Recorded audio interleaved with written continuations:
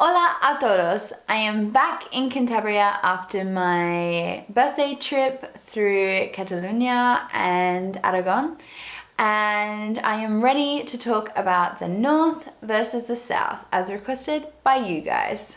And since it's my birthday drink, I have a Marionetto. Wait, Marionetto? Salud. So recently I did a video about the culture shocks I experienced when moving to Andalusia, and today I'm going to talk about the 10 shocks that I experienced when moving to the north from the south. So the jury is still out as to whether I prefer the north or the south, but I would love to hear whether you guys have a preference, and if so, why? So if you hear any little rustles coming from the background on this video, it's because my perro de agua is refusing goodbye. Well, he's just left, but he may return. So the first thing I wanted to talk about is the fact that Spain doesn't look like Spain, if you know what I mean. So we have this really stereotypical version of what Spain looks like, and that is arid, red, mountainous, but not like really rugged, non-stop mountains, like plains with mountains kind of thing. And Andalusia really plays into that stereotype, even with the architecture being very Moorish, los pueblos blancos like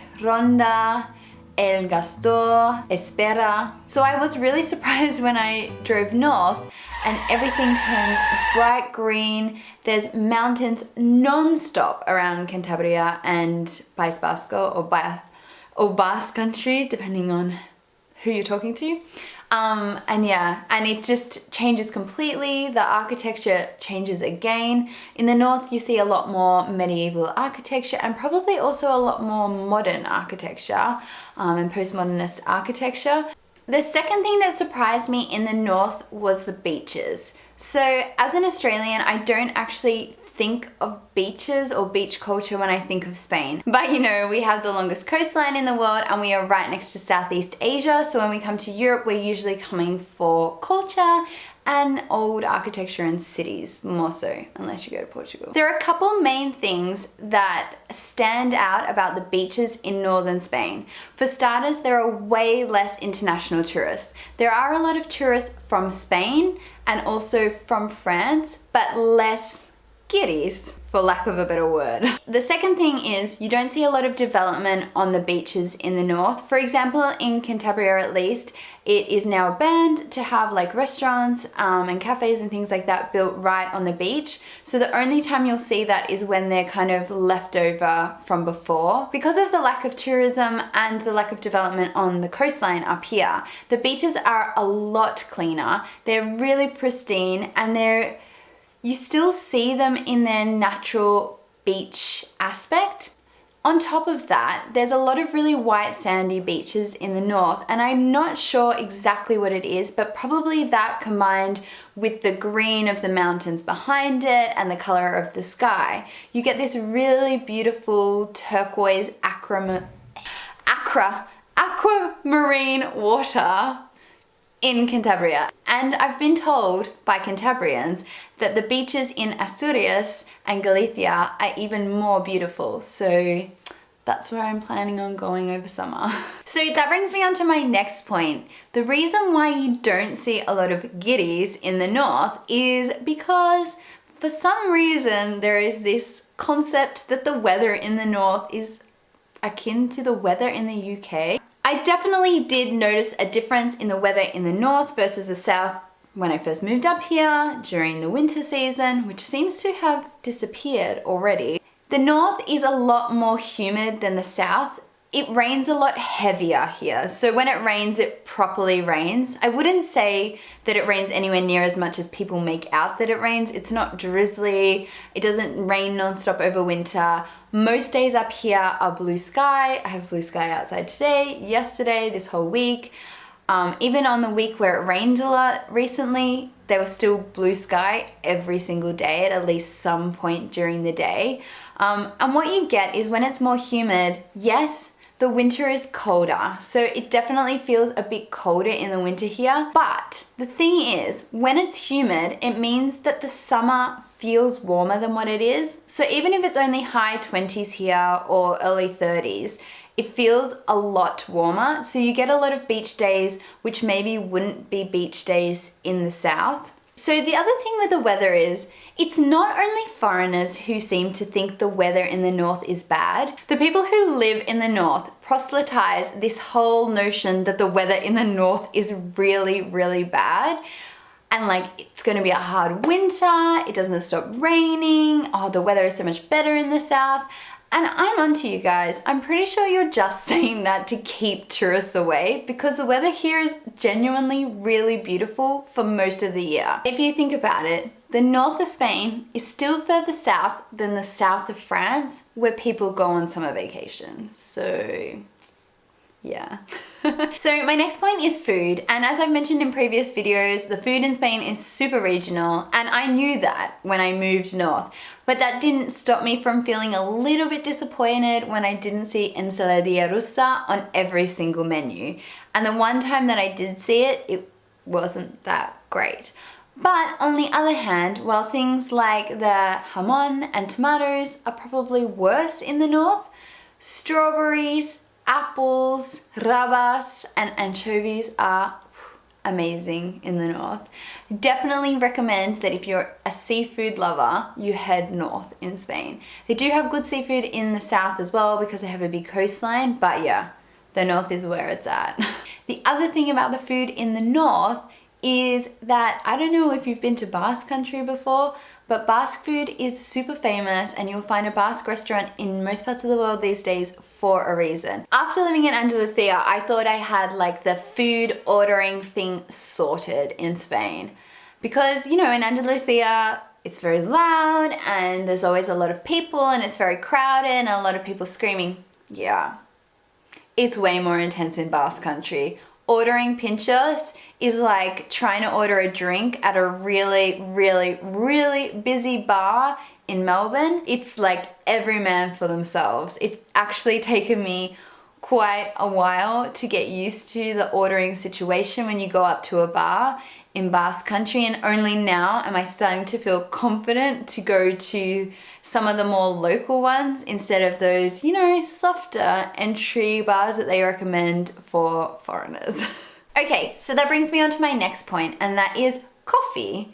So Spain is actually quite famous for coffee. They have a big coffee culture. I'm from Melbourne, so we also have a big coffee culture, and I am truly addicted to the substance. However, in the south of Spain, I just couldn't really enjoy the coffee, and that's because of a thing called torrefacto. So if you don't know what torrefacto coffee is, it's essentially a mix of coffee, sugar, and I think sometimes chicory, but maybe not so much anymore.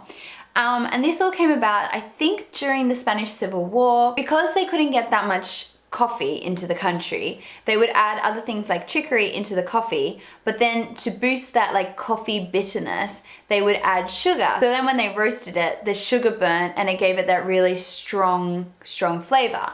The problem with that for me is that I like an actually strong coffee, and if you brew torrefacto coffee strong enough for a Melburnian, then the taste is really awful, like really, really bitter, and it takes away a lot of the actual natural coffee flavor. So this, even though they don't need to have torrefacto coffee anymore, they can obviously get a supply of coffee. It's just become a thing that people are used to and that people drink. So when I discovered what torrefacto was and that I needed to find natural coffee, I found this really difficult in the south. I mean, in the supermarket, there's about 1 or 2 brands you can buy natural. And then I found one cafe, I didn't find it, my friend found it and told me about it. One cafe at the market in Triana in Seville that does natural coffee. So yeah, coffee kind of was a thing that I have always been obsessed with and then kind of just lost interest in. And then when I moved to the north, I kept asking in every cafe and restaurant where I went, oh, is the coffee natural or torrefacto? And they kept looking at me weird like, well, yeah, it's natural. And then a guy said to me, oh, it's not organic, but it's natural coffee. And then I just realized over time that in the north they actually don't drink that much torrefacto coffee when they're out. You could still buy it in the supermarket, and still most of the coffee brands in the supermarket are torrefacto. You still have to look for natural when you're buying coffee from the supermarket. But if you drink coffee in any like mid to good restaurant and any cafe in Cantabria and Basque Country, I found that the coffee is pretty much always natural, to the degree that I don't even ask anymore. And I'm trying to think if I've even had a really bad coffee since I've been here, and I don't think I have. I mean, I'm not sure, people from Melbourne who are coming directly from Melbourne might still complain because, you know, we really like our own style of coffee, but I actually really like the coffee in the north. It just makes my little Melbourne heart so happy. So, the accent. Let's talk about the accent. The accent in Cantabria must be one of the cleanest accents in all of Spain. It is so easy for me to communicate in Cantabria, and actually even in Basque Country in Spanish, than anywhere else that I've been in Spain. It is so nice that when I speak, other people understand me, and also I can understand them. So the next thing I wanted to talk about was the noise level. So when I moved to the north of Spain, all I thought was, wow, it's really quiet here. The people are really, really quiet here.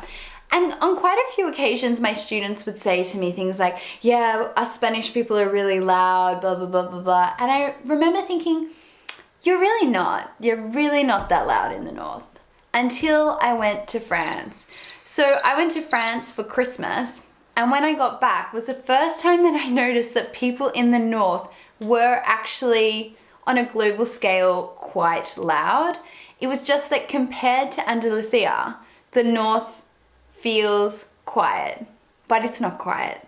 Nowhere in Spain is quiet. I think that's the moral of the story. So my next point is Catholicism. So I always knew that the north of Spain was less practicing Catholic than the south of Spain. It still really surprised me how much less Catholic it felt in the north. Spain is all culturally Catholic. Like from the north to the south, it feels culturally Catholic, but it feels a lot less intense in the north is probably the best way to put it. And so far I haven't seen any little baby doll Jesuses on anyone's doorstep. So yeah, it definitely feels a lot más flojo. So the next thing I wanted to talk about was the fashion. The fashion in the north is probably a lot more similar to what you would see in other parts of Northern Europe, and more similar to what I would say people in Australia would also wear. But my favorite thing about the fashion in the north is the fact that nearly every elderly man wears a beret. And I think, correct me if I'm wrong, but I think these are actually originate from Basque Country, but you definitely see older men in Cantabria wearing them as well, and they are just so adorable. I think they're like a Basque mountain thing. That would also make sense why there's an association with berets in France, because, you know, Basque Country covers parts of France and Spain. And the final thing that I wanted to talk to you about was the death of flamenco.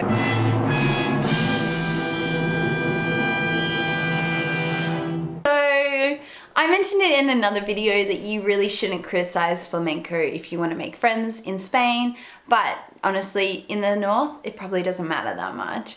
I never hear flamenco music, I never see flamenco dresses, and I never have to talk about flamenco dancing in the north. In Laredo, I remember being really surprised when I saw people wearing medieval costumes for a festival and not flamenco outfits. And the other thing is that every festival in the north is either people just dressing up nicely in like normal clothes, or the outfit seems to change for the festival rather than it being kind of flamenco for everything except for Semana Santa. So that's everything that I wanted to talk to you about today. I'm thinking that I might do a video on the things that I miss from Andalusia in the future, but I might wait it out a couple of months until I've been here a bit longer and probably miss things a bit more. But yeah, I hope you enjoyed this video and that it was interesting. The things, I forgot to talk about the houses.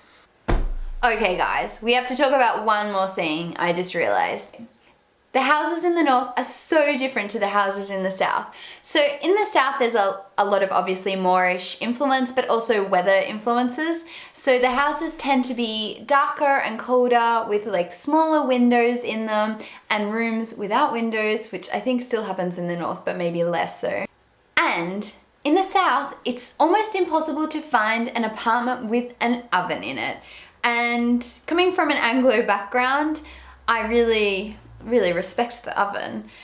But in the north, an oven is almost a guarantee. I don't think I've been into an apartment without an oven in the north, and a lot of the apartments have really big windows because obviously it's not quite so hot up here, so you can let a little bit more natural light in, and this Aussie girl just loves some natural light. So I thought I better mention that before I go. I hope you found it interesting what I found different in the north versus the south. I would love to know if you've lived or traveled in both regions, what your thoughts are. A lot of people have been recommending that I go to Asturias and Galicia, and I promise that I am planning trips to both of those places over the summer months. So please comment below if you have any tips for either of those regions. I hope you enjoyed this video, and I will see you all very soon. Besos. Adios. Oh, I can say S's now. Adios. Do I have to say adios a todos? Because every time I said hola a todos, I get in trouble. So let me know. I have no idea. I really need to start doing my Spanish homework again.